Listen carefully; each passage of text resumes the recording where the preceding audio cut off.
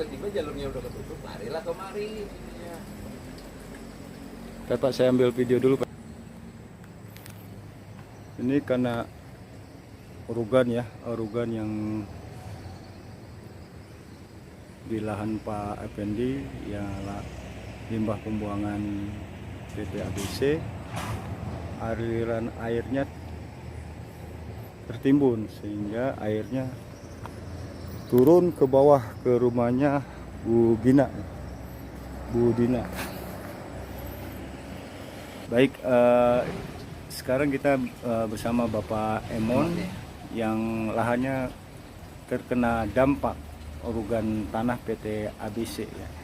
Selamat sore Pak Emon. Sore. Bisa diceritakan Pak tentang tertimbunnya aliran air sehingga menyebabkan air mengalir ke lahan Bapak ya? Ya, dulunya ada gorong-gorongnya ada jalur air. Jalur airnya itu ketutup sama timbunan tanah dari PT ABC. Nah sekarang larinya ke tempat saya, ke bangunan saya. Bangunan saya hancur semuanya, sampai kamar mandi hancur. Semuanya hancur, udah berangkal semua ini, udah di bawah. Nah jadinya ya bagaimana ini pihak pertanggungjawaban entah dari PT atau dari yang menguruk kan bagaimana gitu loh pertanggungjawabannya. Tapi sampai detik ini tidak ada yang kemari sama sekali, dari mulai yang nguruk sampai yang menyediakan tanah gitu. Yang mempercayakan ngaruknya di sini Pak ya? Iya. Tadi sih saya udah konfirmasi dengan Pak Dadang Goci ya, Dadang Goci terkait dengan adanya urugan tanah yang ada di sini. Ya, di atas. Beliau mengatakan untuk arugan di sini memang tidak ada hubungannya dari PT ABC gitu.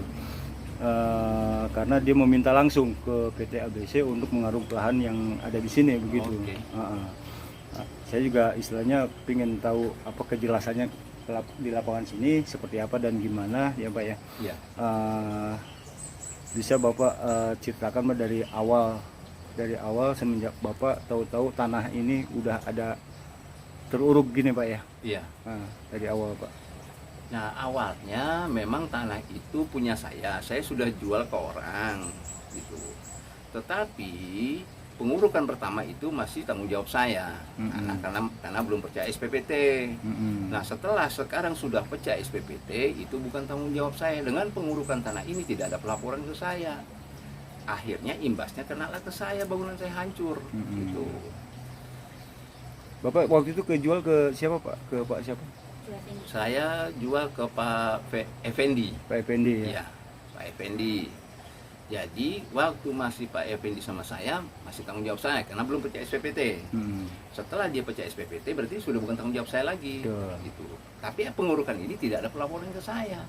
Kan kalau ada pelaporan ke saya kemungkinan besar saya juga standby di sini dan menjaga supaya tidak kena imbas. Mempersiapkan Pak ya. Iya, mempersiapkan diri supaya tidak kena imbas. Gitu. Nah sekarang saya nggak ada, terus saya kena imbasnya. Gitu. Jadi bingung kan sekarang saya.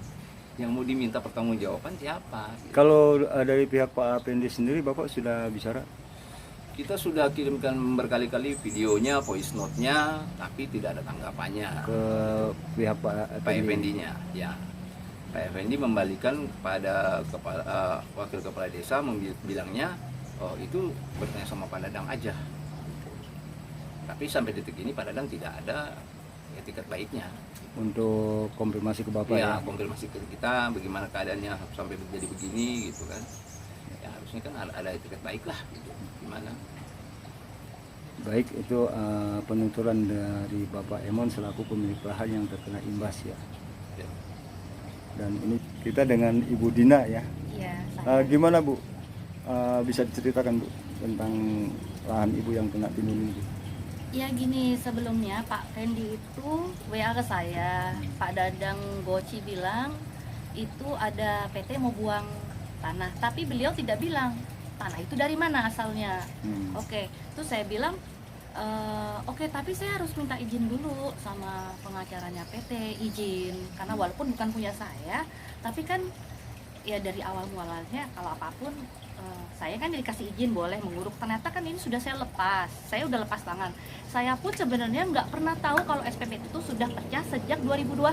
Saya baru tahunya itu sekitar 2 bulan yang lalu ketika saya dipanggil UPT Jonggol. Baru di situ saya kaget, seharusnya udah bukan tanggung jawab saya. Karena waktu mau beliau kan suka nanya, kok Bu belum diselesaikan? Pasang dulu beronjongan, pinggir kalinya ditinggikan, sama di pinggir saya, jadi saya nggak kena imbasnya. Saya sudah berulang kali ngomong kayak gitu Pak. Jadi kalau begitu saya datang dengan suami saya, ini gunung pindah dari mana begini tingginya? Waduh.